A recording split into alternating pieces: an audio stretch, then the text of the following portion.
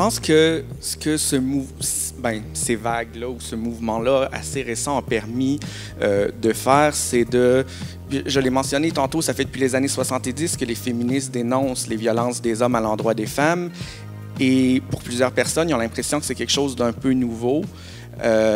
Et je pense que ces mouvements-là, comme le mouvement Moi aussi, Agression non dénoncée, tout ça, cette prise de parole massive dans les médias sociaux, notamment, a permis de faire, c'est de mettre des visages sur des chiffres.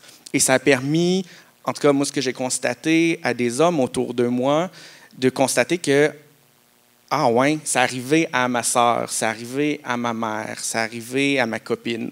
Et tout d'un coup, puis c'est un peu dommage que ça prenne ça pour nous toucher. Il faut que ça arrive à quelqu'un de près de nous, qu'on puisse pas être conscientisé puis solidaire de manière plus large.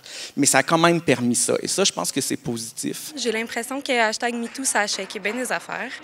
Puis je suis contente de ça. J'ai l'impression que dans plusieurs milieux, il y avait une personne qui nous parlait du milieu des arts, par exemple.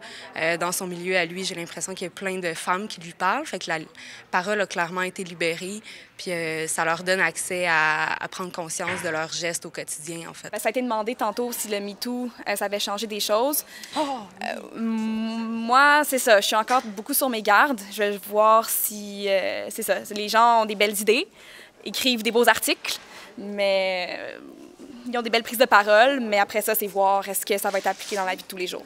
Moi, je pense que peut-être que dans 15 ans, quand on regardera la question des violences faites aux femmes, on se dira il y aura eu finalement l'avant Ghomeshi puis l'après Ghomeshi ou l'avant MeToo puis l'après MeToo, mais il est encore tôt pour le dire.